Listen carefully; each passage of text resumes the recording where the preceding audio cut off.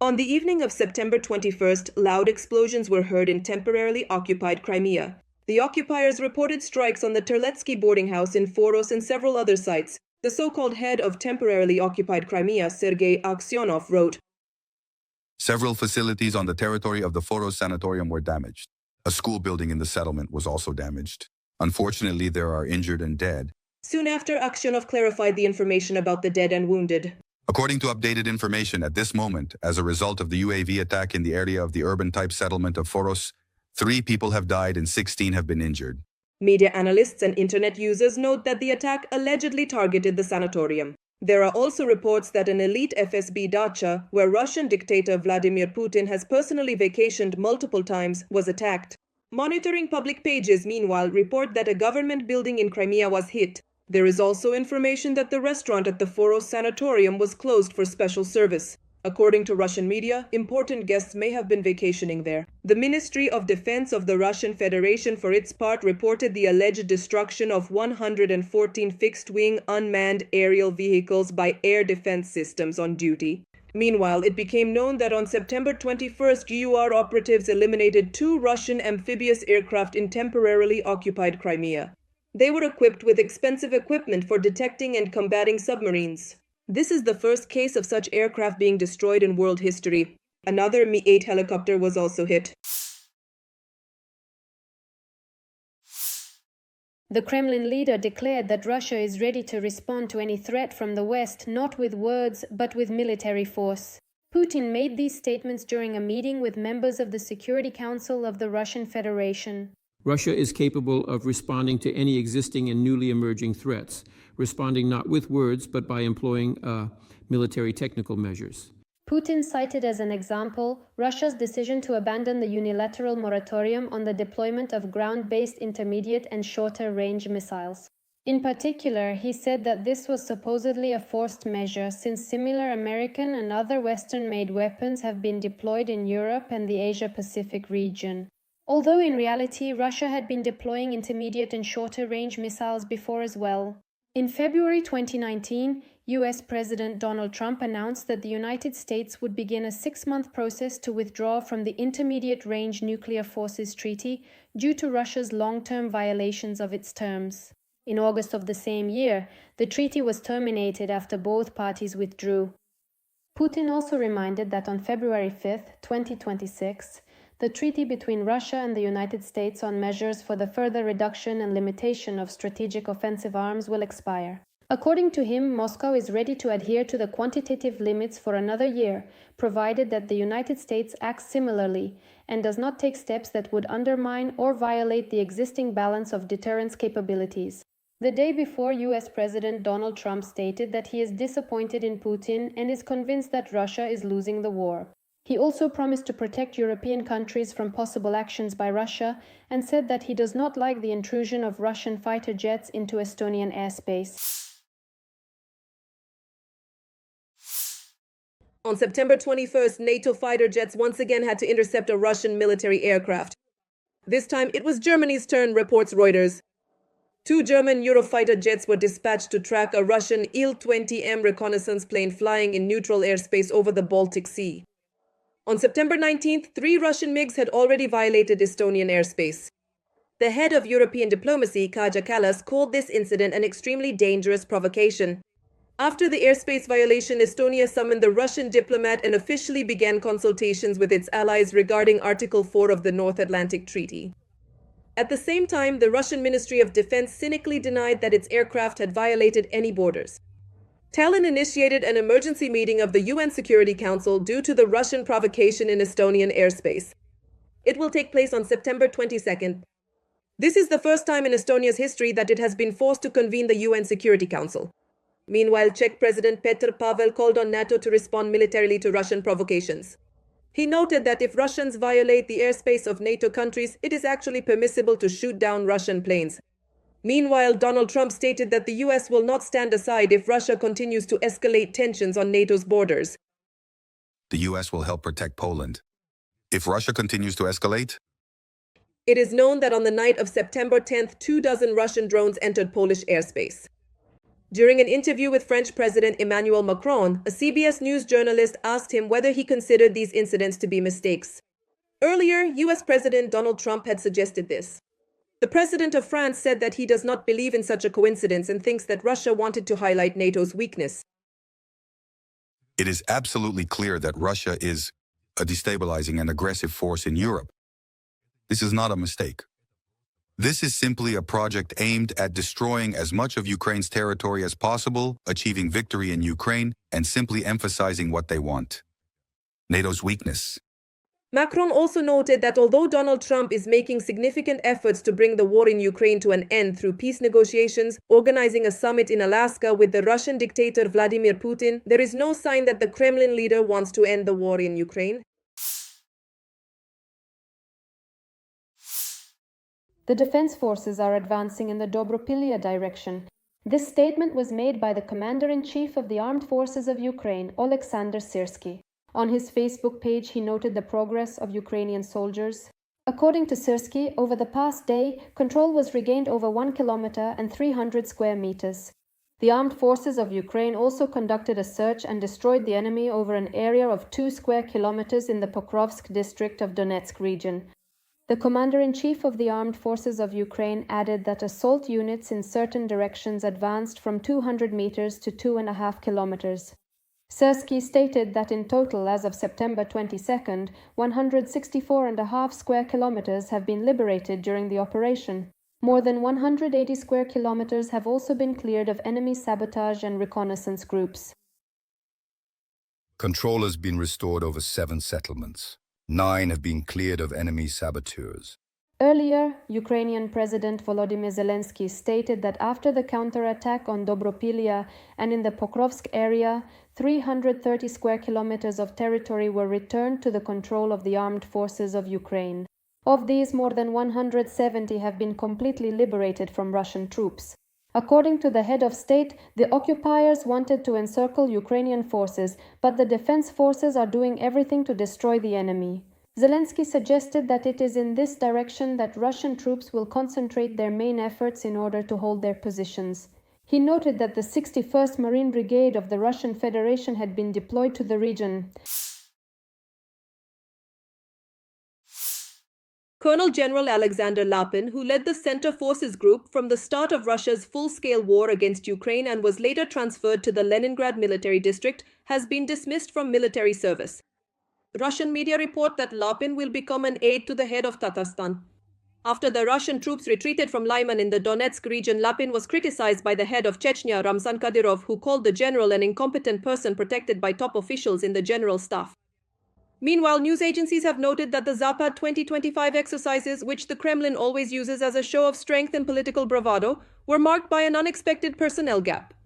During the final phase of the military exercises in the Nizhny Novgorod region, where Putin was personally present, the chief of the General Staff of the Russian Federation, Valery Gerasimov, was absent. This time, the General Staff was represented by the Commander-in-Chief of the Ground Forces, Andrei Mordvichev. Given that Gerasimov has attended all such events since 2009, his sudden disappearance is a signal, the news agency emphasizes, and notes that Gerasimov's public absence from such events is a symptom of a process occurring at the top of the Russian command. Meanwhile, Ukrainian defenders are counterattacking in the northeast of the country and achieving successes that could help disprove the occupiers' claim that the Russian Federation's offensive cannot be stopped and that Kyiv must agree to a deal. This is reported by the New York Times. Earlier, Ukrainian President Volodymyr Zelenskyy announced the liberation of 7 settlements covering 160 square kilometers in the Pokrovsk and Dobropilya areas. According to him, Russian forces have suffered more than 1,300 killed in this section of the front.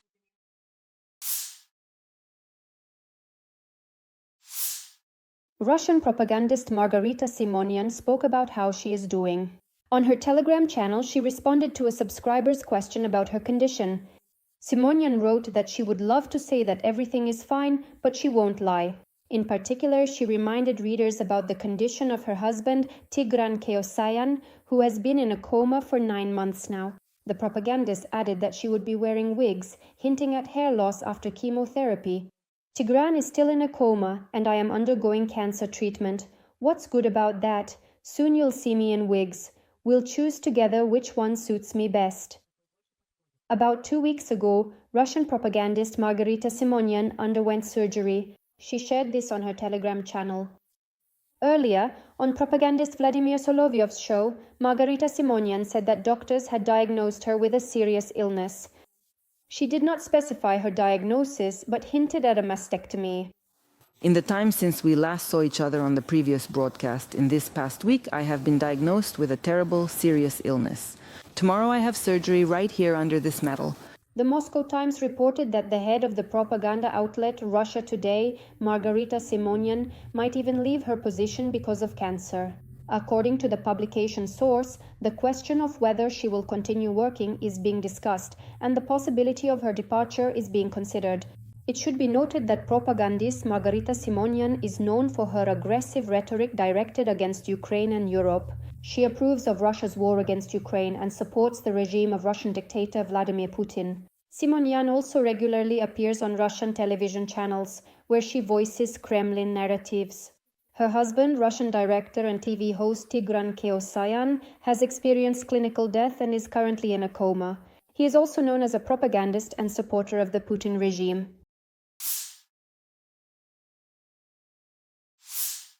Another incident has occurred involving US President Donald Trump, which could have threatened his life. According to NBC News, the US Secret Service arrested a man for pointing a laser pointer at the helicopter that Trump was taking off in from the White House. On Saturday, September 20th, a Secret Service officer saw a shirtless man who was talking to himself and shouting loudly. Then he pointed a red laser beam at the officer's face as well as toward the presidential helicopter. According to the Secret Service, the man was aware that this was dangerous for the helicopter and everyone on board. The suspect's behavior posed a risk of flash blindness and disorientation for the pilot. It was also reported that the suspect said he apologizes to Donald Trump. Meanwhile, The Telegraph published an article stating that Russian dictator Vladimir Putin is preparing for a nuclear strike. The article notes that the head of the Kremlin keeps his finger on the nuclear button, so the risk of global war is increasing every day. This is evidenced in particular by recent Russian provocations against EU countries, aimed at testing NATO's response and reducing Europe's sensitivity to violations of its sovereignty. All of this is happening against the backdrop of the UN General Assembly. At the Assembly, representatives from Poland, Sweden, and the United Kingdom declared their readiness to respond to Russian threats to shoot down drones and fighter jets. Meanwhile, a curious incident took place in New York. There, French President Emmanuel Macron, who had arrived in the US for the UN General Assembly session, was detained. His motorcade was stopped by the police because the road had been blocked off for the passage of the American leader, Donald Trump. In the footage, you can see a patrol officer apologizing to the French leader. On the evening of September 22nd, things were tense in Moscow. The mayor of the Russian capital, Sergei Sobyanin, announced that air defense was repelling a drone attack on the city. Emergency services are working at the scenes of the incidents. Residents of Moscow and the Moscow region heard about 10 loud explosions. One of them was captured by surveillance cameras in Roitov, a suburb of Moscow. As a result of the explosion, 4 cars were damaged.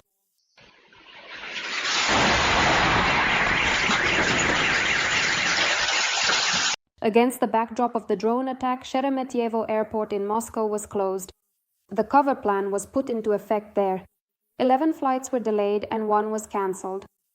Footage has appeared online showing a plane flying extremely low over the rooftops of apartment buildings heading toward Vnukovo Airport in Moscow. According to the Telegram channel Shot, it is believed that the pilot was deliberately flying low because of drones in the sky. The footage captured an An-124 transport aircraft, which is designed for cargo transportation. On the evening of September 22nd, explosions also rocked the temporarily occupied Crimea. According to public sources, it was loud in Sevastopol. In particular, there were reports of an explosion in the area of the Belbek airfield. The occupation head of Sevastopol, Mikhail Razvozhayev, reported that Russian air defense allegedly destroyed 2 aerial targets over the sea and near Kacha. According to the Telegram channel Crimean Wind, the Kacha airfield was also under attack. In the morning, the Russian Ministry of Defense reported that 69 UAVs were allegedly destroyed overnight. Russian air defense operated over the territories of Belgorod, Bryansk, Kaluga, Kursk, Rostov, Ryazan, Samara, and Saratov regions, as well as in the Moscow region and over the territory of temporarily occupied Crimea. Unknown drones were spotted over 3 Scandinavian countries. On the evening of September 22nd, reports emerged about drones in the capitals of Denmark, Norway, and Sweden. In particular, the largest airport in Copenhagen, Denmark, suspended operations after 2 to 4 large drones of unknown origin were seen over the city. At least 15 flights were redirected to other airports. Several hours later, the airport in the Norwegian capital, Oslo, was also closed after a UAV was detected nearby. It is known that an air raid alert was sounded in Norway due to drones over a military facility. In connection with this incident, Norwegian police detained 2 citizens of Singapore. According to media reports, unidentified drones were also spotted over the Swedish capital, Stockholm. This is not the first case of airspace violations in EU countries. Back on September 10th, about 20 Russian drones violated Polish airspace. And on September 19th, 3 Russian MiG-31 fighter jets entered Estonian airspace. Against this backdrop, Polish Foreign Minister Radosław Sikorski warned Russia against further provocations. During his speech at the UN Security Council meeting, he stated that Poland would shoot down any Russian objects or aircraft that violate Polish borders. If another missile or object enters our airspace, whether intentionally or accidentally, if it is shot down and the debris falls on NATO territory, don't come here to complain. You have been warned. Swedish Defense Minister Pål Jonson also stated that they are prepared to shoot down Russian fighter jets. According to him, the country will defend its airspace. In addition, according to The Telegraph, Estonia is ready to host British fighter jets capable of carrying nuclear weapons in light of the incident with Russian fighter jets. NATO is ready to respond firmly to Russia in order to prevent provocations, stated NATO Secretary General Mark Rutte. Rutte noted that NATO pilots escorting Russian aircraft out of Estonian airspace did not detect any immediate threat. The NATO Secretary General also emphasized that it is too early to say whether the drone incident in Denmark is connected to the Russian invasion, as the Danes are currently assessing the situation. On September 22nd, due to a drone threat, the local airport in Copenhagen suspended operations. Earlier, Russians carried out a provocation in the skies over Estonia. 3 aircraft of the Russian Federation crossed the country's airspace and remained there for 12 minutes. U.S. Secretary of State Marco Rubio commented on why the administration of American President Donald Trump has not yet imposed tough sanctions against Russia. Speaking on NBC News, he stated that this would interfere with Washington's role as a mediator between Ukraine and the Russian Federation. As soon as we start imposing tough sanctions and other measures, our ability to act as a mediator in achieving peace will be weakened. The U.S. Secretary of State also does not rule out that Washington may still have to impose tougher sanctions against Russia in the future. Rubio allowed for the possibility that the U.S. might at some point stop facilitating the resolution of the war in Ukraine. On September 23rd, the 80th UN General Assembly began in New York, with Ukraine at the center of the discussions. The meeting of the UN Security Council was attended by Ukrainian President Volodymyr Zelenskyy, U.S. President Donald Trump, and a number of world leaders. Trump stated that in 7 months he had put an end to 7 endless wars and once again emphasized this point. I thought that ending the war in Ukraine would be the easiest because I have excellent relations with Putin. According to him, Russia looks bad in this war and the US is ready to impose serious tariffs against it if Moscow does not agree to end the war. After making such statements, Trump held a personal meeting with Ukrainian President Volodymyr Zelenskyy.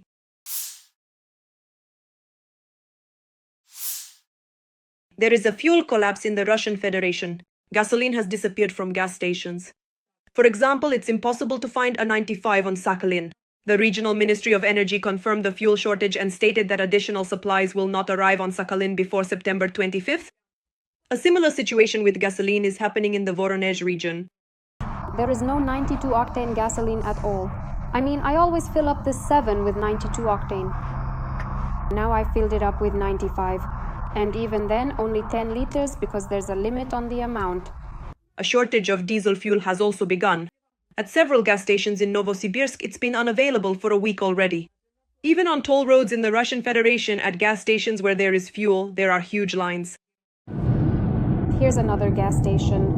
I'm driving from St. Petersburg to Moscow. There are such long lines, so my advice to you is to fill up somewhere in the city. There's also no gasoline at the moment in the occupied Crimea. Gas stations are empty in Yalta, Feodosia, and other settlements on the peninsula. The occupying Russian authorities in Crimea have admitted to a total fuel shortage on the peninsula. In Russia itself, in the Saratov region, there were solo pickets against the uncontrolled rise in gasoline prices, which is negatively affecting the economic situation of citizens and businesses. People are complaining about rising fuel prices in St. Petersburg, Kemerovo, and other cities of the Russian Federation, as well as in Karelia. Regarding gasoline in Karelia, there's no 95, only 92 is available. And it costs 79 rubles for 2025. I wonder, when will gasoline finally stop getting more expensive, huh? What kind of prices are these? In the Vladimir region, 92-octane gasoline has gone up by more than 10% and 95-octane by more than 13%. In Kamchatka, diesel fuel costs 185 rubles and 92-octane is 178 rubles. A cashier at a gas station in the Nizhny Novgorod region talked about a sharp jump in gasoline prices. 15 rubles at once. This happened over the course of about 4 shifts. Everyone is in shock. According to Russian media, there are discussions in the Russian Federation about banning the export of gasoline and diesel fuel until the end of the year.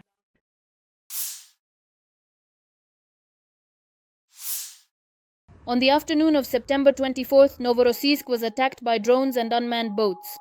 Media reports indicate that the local port was targeted.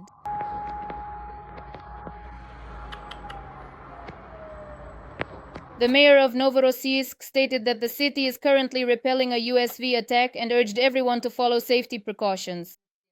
Telegram channels are publishing videos showing an unmanned boat breaking into the Semes Bay. Russian forces are firing at it.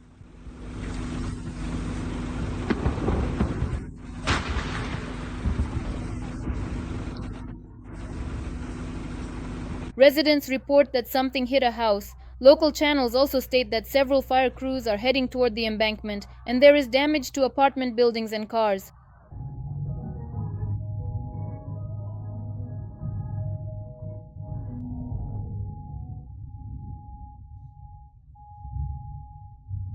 According to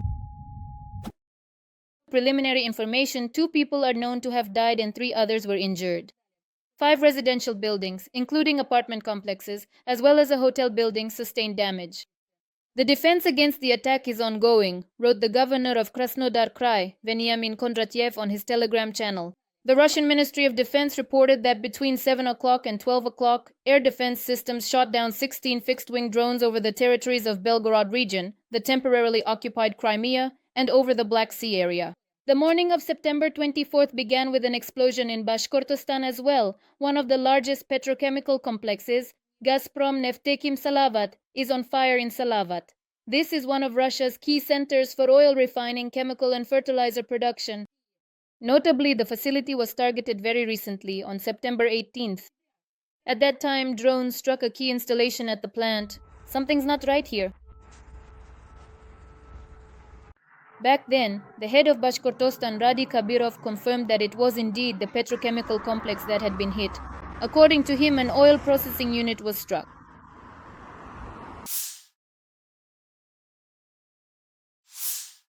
US President Donald Trump made a statement that Ukraine could restore its 1991 borders. He wrote about this on his social media page. The US president stated that he had familiarized himself with the military and economic situation between Ukraine and Russia and fully understood it.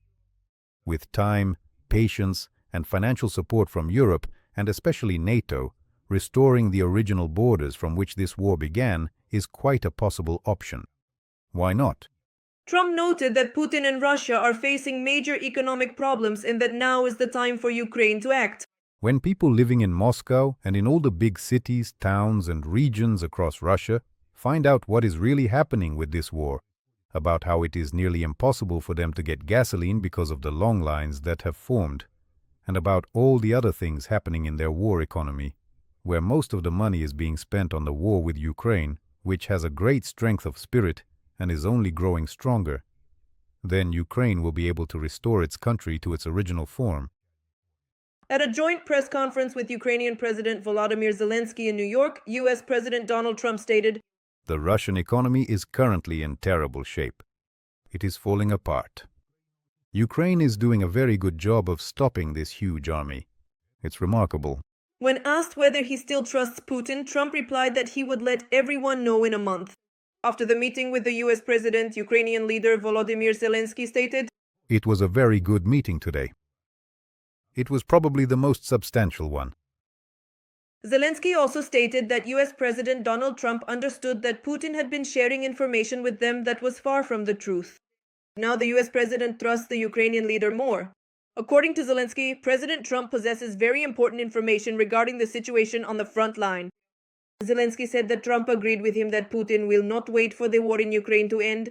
He will try to find weak spots in Europe, in NATO countries. After meeting with French President Emmanuel Macron, Donald Trump stated that his relationship with Putin meant nothing.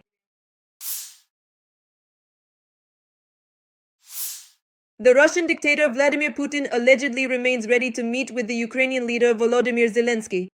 But without preparation, this would be a PR stunt doomed to fail.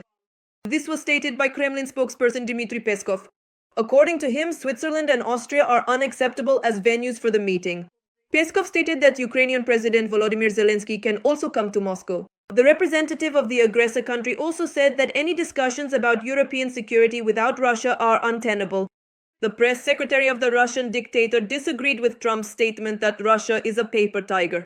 He said that Russia is not a tiger but a bear, and there is no such thing as a paper bear. Peskov believes that Trump cannot fail to see Putin's openness to the process of resolving Russia's war against Ukraine. He said that the relationship between the leaders of Russia and the US allows them to discuss sensitive issues and convey their main messages to each other. Trump and Putin address each other informally and have a warm attitude toward one another, Peskov concluded. Earlier, at a meeting with French President Emmanuel Macron, Donald Trump stated that his relationship with Putin meant nothing. Trump published the post about the tiger after meeting with his Ukrainian counterpart Volodymyr Zelenskyy on September 23rd. He stated that with NATO's help, Ukraine could restore its original borders and go even further. He called Russia a paper tiger and stated that it has major economic problems. When people living in Moscow and in all the big cities, towns and regions across Russia find out what is really happening with this war, about how it is almost impossible for them to get gasoline because of the long lines that are forming, and about all the other things happening in their war economy where most of the money is being spent on the war with Ukraine, which has a great strength of spirit and is only growing stronger, then Ukraine will be able to restore its country to its original form. Meanwhile, the controversial deputy chairman of the Security Council of the Russian Federation, Dmitry Medvedev, expressed hope that Trump might still change his position on the so-called Ukrainian crisis, the war of Russia against Ukraine.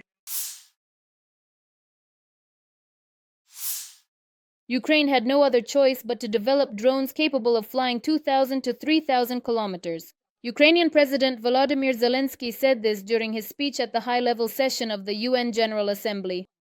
The Ukrainian leader stated, Ukraine does not have large, powerful missiles that dictators love to show off at parades, but we do have drones capable of flying 2,000 to 3,000 kilometers. We had no other choice but to build them. The president emphasized that Ukrainians are a peace-loving people, but they want to live freely in their independent country.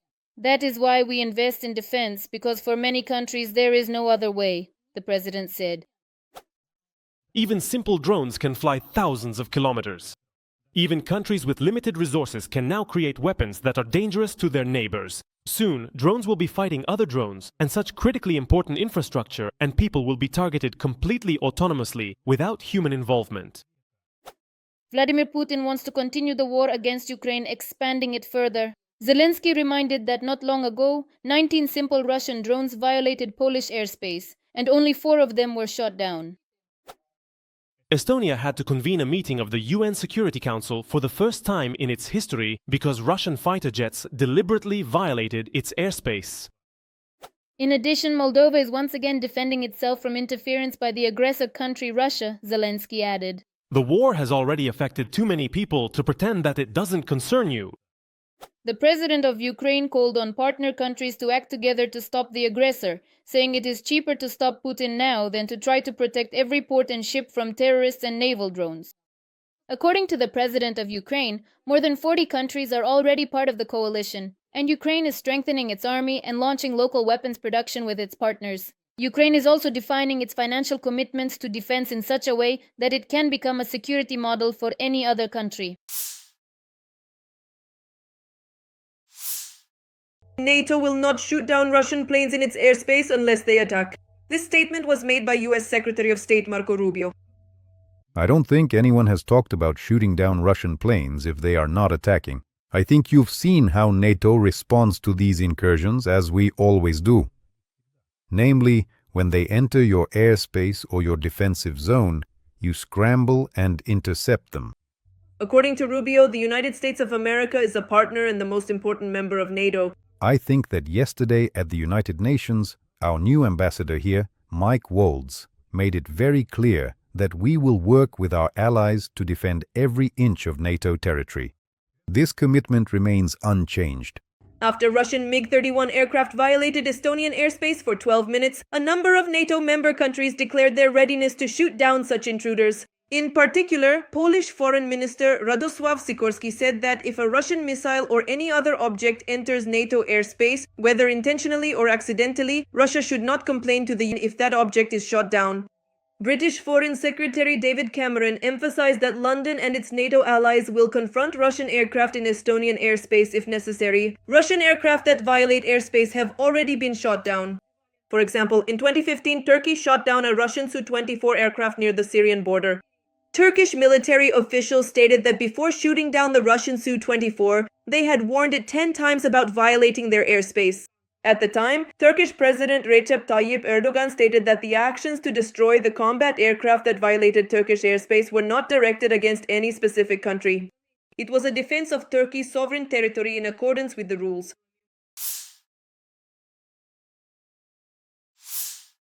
Ukrainian President Volodymyr Zelenskyy met with the leader of Kazakhstan, Kassym-Jomart Tokayev. They discussed efforts to end the war and cooperation between their countries. Zelenskyy emphasized that the key task now is to achieve a just and lasting peace with reliable security guarantees. Interestingly, the leaders communicated with each other in English so as not to speak Russian. President Zelenskyy expressed his gratitude to Kazakhstan for supporting Ukraine's sovereignty and territorial integrity.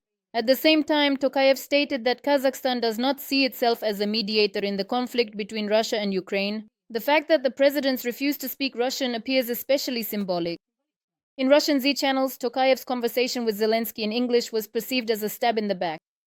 And in Kazakhstani online communities, a deepfake appeared using footage from an interview with the official representative of the Russian Foreign Ministry, Maria Zakharova. In the footage, Zakharova is allegedly commenting on the meetings of Kazakhstan's President Kassym-Jomart Tokayev on the sidelines of the UN Assembly. Tokayev and Zelenskyy demonstrated blatant Russophobia. They spoke to each other in English and poorly, by the way, even though both of them know Russian. It is claimed that a neural network generated mimicry and an audio track imitating Maria Zakharova's voice were overlaid on the real video footage. The Russian Foreign Ministry stated that the video is a fake deliberately thrown into Kazakhstan's digital space. According to Russian diplomats, its goal is to drive a wedge between Russia and Kazakhstan to provoke a strong emotional reaction from the audience. Let us recall that earlier, during a meeting with Tokayev, Putin spoke about Russian-speaking Kazakhstan. It's practically a Russian-speaking country. Well, you felt it yourselves. Tokayev's response at that time was telling. He spoke publicly in Kazakh.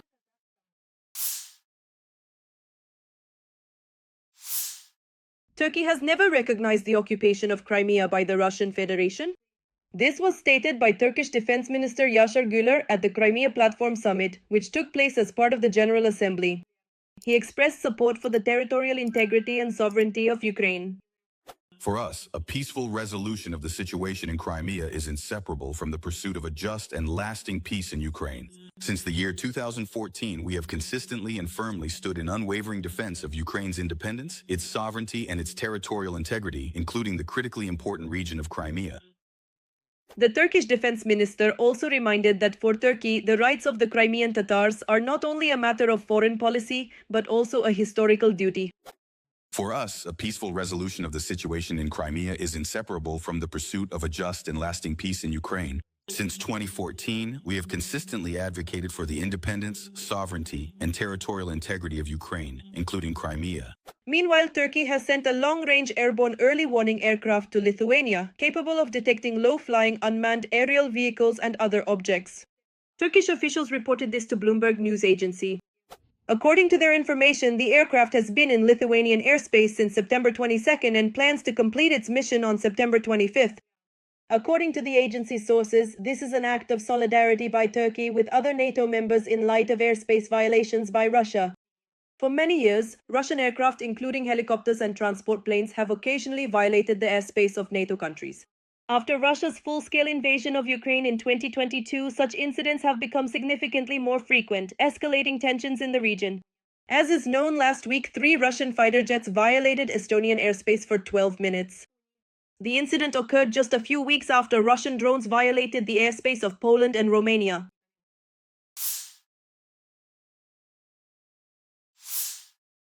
September 25th turned out to be a difficult day for the residents of Krasnodar Krai.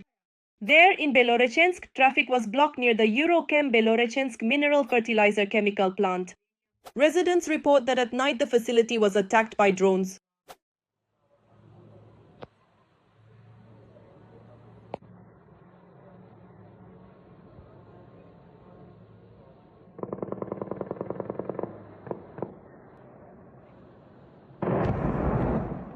The Krasnodar Krai operational headquarters confirmed that in the Belorechensk district, drone fragments fell near one of the municipality's largest enterprises, causing a fire. At the same time, the name of the enterprise is not specified. Approximately 140 employees of the enterprise were safely evacuated to a designated shelter. Eurochem Belorechensk mineral fertilizer is one of the largest producers of mineral fertilizers in southern Russia. It is part of the Eurochem group, where they produce sulfuric and phosphoric acids as well as a wide range of mineral fertilizers. As previously reported by Reuters, since the start of the full-scale war of the Russian Federation against Ukraine, the 5 largest Russian chemical companies have supplied more than 75% of the key chemicals for factories producing explosives and gunpowder. These are Eurochem, Uralchem, Evraz, Srednyouralsk copper smelter, and Lukoil. Previously, Russian plants that are part of the Eurochem structure were attacked, including Azot in the Tula region and Azot in the Stavropol region. On May 24th, the day of the drone attack, the chemical plant in the Tula region completely halted its operations. At that time, there was a nitric acid leak. 2 tanks with a capacity of 750 tons each were damaged.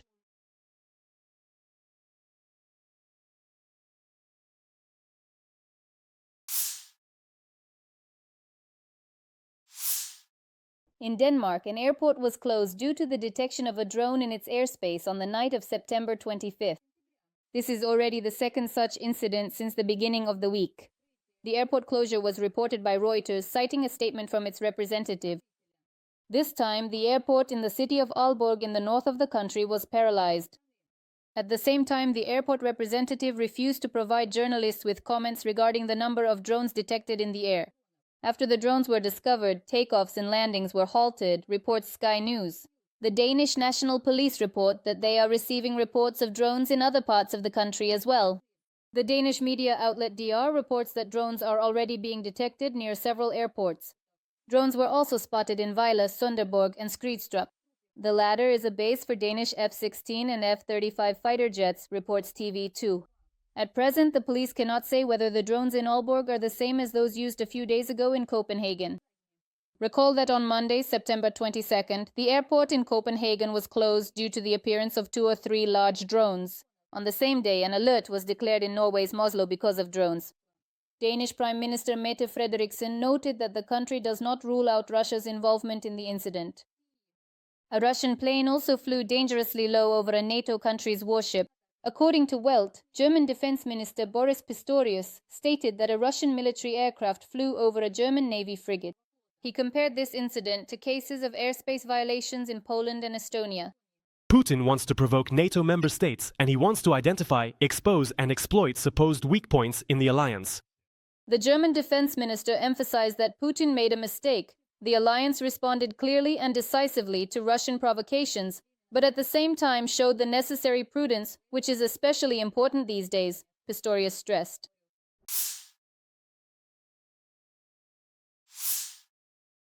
Turkey has sent a plane equipped with radars to Lithuania after violations of NATO countries' airspace, according to Bloomberg.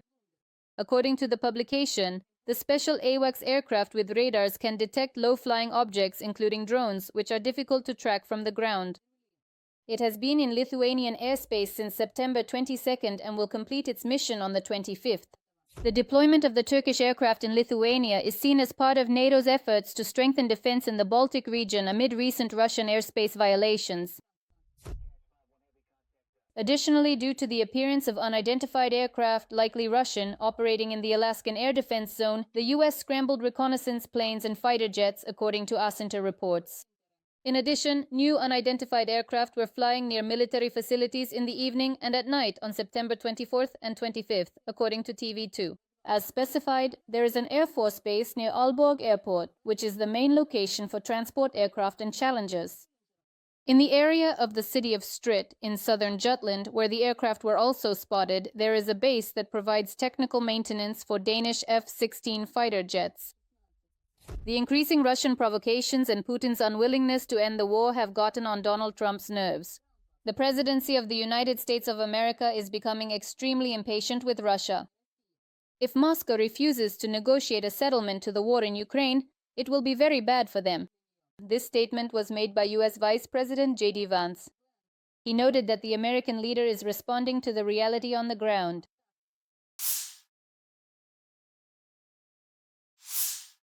If Russia does not stop the war in Ukraine, Kremlin officials should make sure they know where the nearest bomb shelter is, said Ukrainian President Volodymyr Zelenskyy in an interview with Axios. The Ukrainian leader assured that he has clear support from US President Donald Trump regarding strikes on Russian targets, particularly on energy infrastructure and enterprises that produce weapons. The president also said that if Ukraine receives additional long-range weapons from the US, it will use them directly.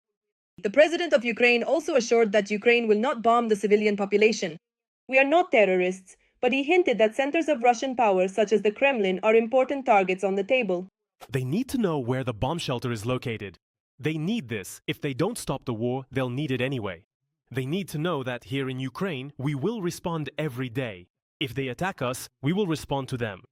In addition, according to the Ukrainian leader, during the meeting, Trump raised the issue that Ukraine should respond to Russian strikes in kind.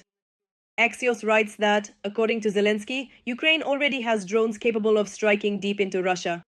He also said that there is an additional weapon system that could speed up the end of the war. At a meeting with French President Emmanuel Macron, Donald Trump stated that his relationship with Putin meant nothing. On his social media page, he wrote that Ukraine can restore its 1991 borders. The US president also stated that he has familiarized himself with the military and economic situation between Ukraine and Russia and fully understands it. He noted that the Russian economy is in terrible shape and is collapsing, while Ukraine is doing a very good job of stopping this huge occupying army. On the morning of September 24th, the Ukrainian Air Force reported that a Russian Su-34 aircraft which had been bombing Zaporizhzhia was shot down in the Zaporizhzhia direction. As Union wrote, citing sources from the main intelligence directorate of Ukraine's Ministry of Defense on September 24th, strike marine drones attacked the logistics facilities of the aggressor state Russia on the Black Sea coast, specifically the ports in Novorossiysk and Tuapse. The former commander-in-chief of the Armed Forces of Ukraine and current ambassador of Ukraine to the United Kingdom, Valery Zaluzhny, commented on the operation by the Ukrainian Defense Forces in the Kursk region. In his authored article for Zerkalo Tizhnia, he emphasized that, in general, such actions can be carried out if they are justified by human losses and have limited objectives. At the same time, Zaluzhny noted that practice has shown that an isolated tactical breakthrough on a narrow section of the front does not bring the necessary success to the attacking side. The defending troops were able to take advantage of both technological and tactical advantages, and over time not only prevented the tactical breakthrough from turning into operational success, but later themselves made a tactical advance, also without operational success. The cost of such actions is unknown to me, but it is obvious that it was too high. In October 2024, Zaluzhny stated that he had not seen the military plans for this operation, but believed that the Ukrainian command had taken all necessary factors into account for its execution. And believe me, this is solely the responsibility of Ukraine's military and political leadership. How should these operations be carried out? How should actions be taken? Where should the advance be made? And what should be done? There are people who will assess this when the operation is over. Military and political expert Asper Zavets considers the analysis of the situation presented in the article Zaluzhny's Prices. In his opinion, the war is now shifting to a high-tech phase.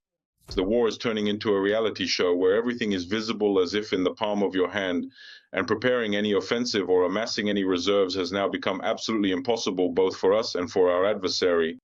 Let us recall that Ukrainian forces launched the Kursk operation on August 6, 2024. For half a year, the AFU held the city of Sudzha, located on the border of Ukraine and Russia, and also controlled significant territories in the Sudzhansky, Korenevsky, and Glushkovsky districts. In the spring of 2025, Russian troops managed to regain control over the city of Sudzha, as well as the Sudzhansky and Korenevsky districts. On June 30th, Ukrainian President Volodymyr Zelenskyy stated that Russia was failing to carry out its plan for an offensive in the Sumy region.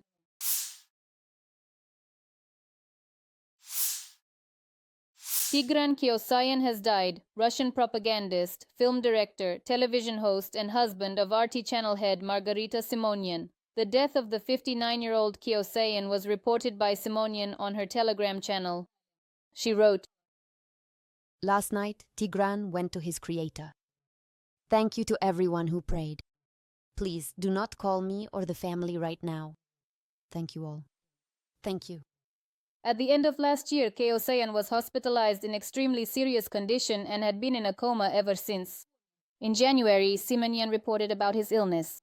Let us recall that Kiosayan hosted the propaganda program International Sawmill on Russia's NTV channel. Since the start of Russia's full-scale invasion of Ukraine, the UK, Canada, Australia, and the EU have imposed sanctions against him. Because of Kiosayan's statements, the Armenian regulator suspended the license of the Russian propaganda radio broadcaster Sputnik Armenia, as he made remarks on his show that insulted the honor and dignity of the country and its people. Regarding Kazakhstan, he once stated that the country would be next after Ukraine. Because of this, the press secretary of the Ministry of Foreign Affairs of Kazakhstan, Aybek Smadyarov, made it clear that the propagandist would be banned from entering the country. As for Margarita Simonian herself, Kiosayan's wife, she recently publicly announced that she has cancer and is undergoing treatment. Simonian also clarified that she has been prescribed a course of chemotherapy and that soon people will see her wearing wigs.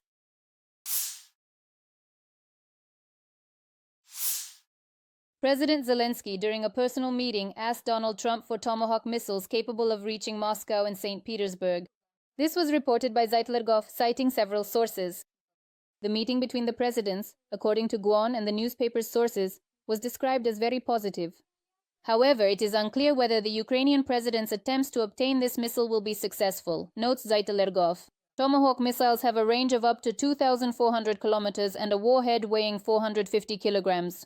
The newspapers note that it would be more effective than any similar long-range weapon previously supplied to Kiev by Western allies. In an interview with Axios, excerpts of which were published the day before, Zelenskyy said that he had asked Trump for a weapon that, in his opinion, would speed up the end of the war. But he refused to name it. President Trump fully knows I personally told him precisely what we urgently need, and we absolutely need it. But that certainly doesn't mean we will actually use it, because if we truly have it, I genuinely think it will put significant additional pressure on Putin. In response, according to Zelenskyy, Trump said that he would work on it. Also in this interview, Zelenskyy said that if Ukraine receives long-range weapons from the US, Kiev will use them. When asked by the journalist whether it would be used to strike Moscow, the Ukrainian president replied that Ukrainians are not terrorists. However, the people working in the Kremlin, according to him, should know where the nearest bomb shelter is. If they do not stop the war, they will need it anyway, Zelenskyy said. It has also become known that the US plans to supply Ukraine with more than 3,000 of the latest RM missiles. The US Department of Defense's Defense Security Cooperation Agency has sent notifications to Congress about the planned deliveries to Ukraine of these long-range cruise missiles and related equipment, with a total value of up to $825 million. Meanwhile, European diplomats have privately warned the Kremlin that NATO is prepared to shoot down Russian aircraft that violate the airspace of alliance countries. This was reported by Bloomberg sources. Diplomats from the United Kingdom, France, and Germany have concluded that the incursion of Russian aircraft into Estonia was deliberate and carried out on orders from the Russian command.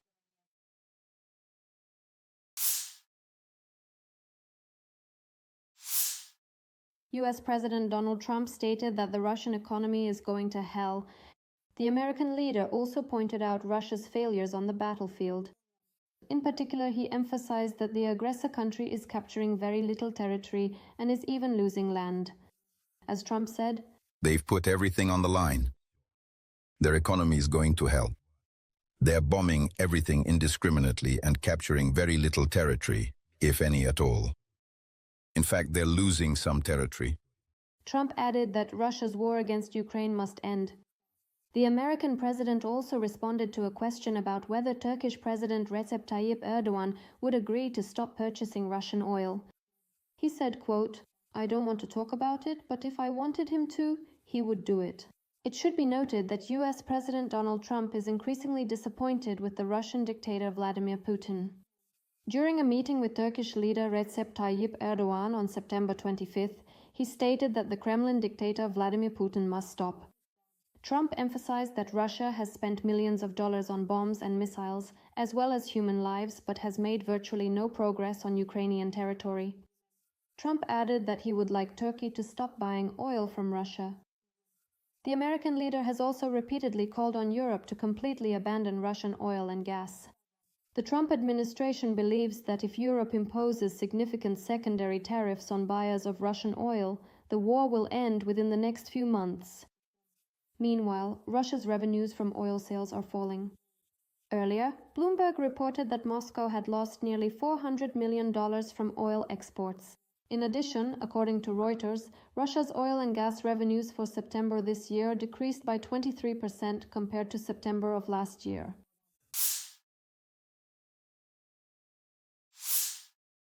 Turkey and the United States signed a nuclear agreement. This took place during a meeting between Turkish leader Recep Tayyip Erdogan and US President Donald Trump at the White House. Turkey's Minister of Energy, Alparslan Bayraktar, wrote on social media. The countries signed a memorandum of understanding on strategic cooperation in the field of civil nuclear energy. The document was signed by the Turkish Minister of Energy and the US Secretary of State, Marco Rubio, in the presence of Recep Erdogan and Donald Trump. As Bayraktar emphasized, "We have launched a new process that will further deepen the multifaceted partnership between Turkey and the United States in the field of nuclear energy. I hope that the work carried out under this agreement will bring mutual benefit to both countries in the coming period." In addition, Turkey has signed a 20-year agreement for the supply of liquefied natural gas from the United States. The total value of the contract is $43 billion, and deliveries will begin as early as 2026. It is also important that Turkey has signed a multi-billion-dollar agreement with the American corporation Boeing for the supply of more than 200 passenger aircraft, which could significantly strengthen the country's aviation fleet. It is known that the first 100 aircraft will be delivered in 2028. This move is part of Turkey's strategy to modernize its national aircraft fleet and strengthen its position in the international air transportation market.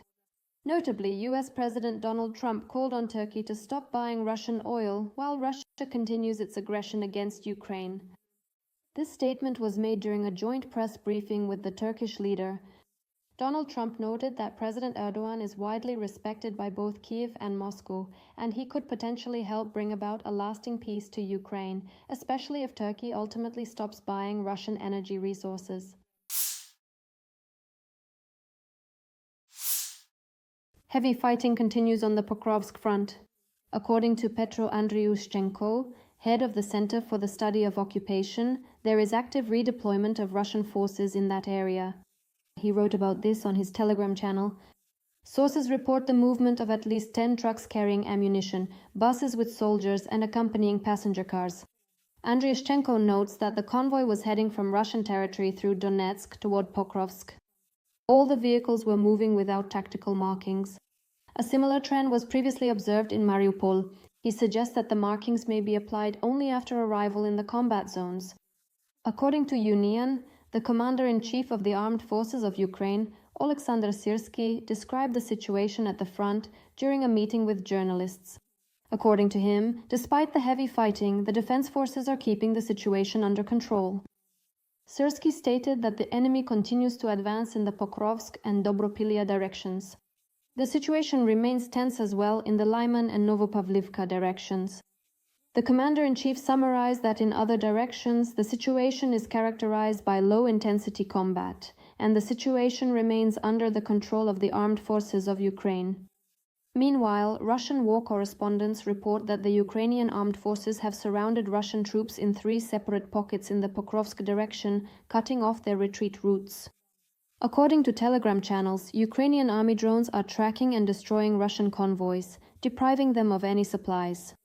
Overall, in the areas of Dobropilya and Pokrovsk, more than 330 square kilometers are under the control of the Ukrainian armed forces, and Russian positions have been cut off from logistics. Trump wants Ukraine to win, said Ukrainian President Volodymyr Zelenskyy. In an interview with Axios, the president stated that he believes the American leader finally wants Ukraine to win. The journalist reminded that earlier Donald Trump had said that Zelenskyy had no cards to play. What has changed now? I think it's the situation with Putin, his relationship with Putin. Trump realized that Putin would not bring him success. The American people do not trust Putin, and public support is very important for Trump. According to President Zelenskyy, if, in the event of a ceasefire, Ukraine does not regain the occupied territories by force, this issue will be resolved diplomatically in the future. Vladimir Zelenskyy also said that Trump would help Kyiv gain an additional way to put pressure on Putin. I just told you.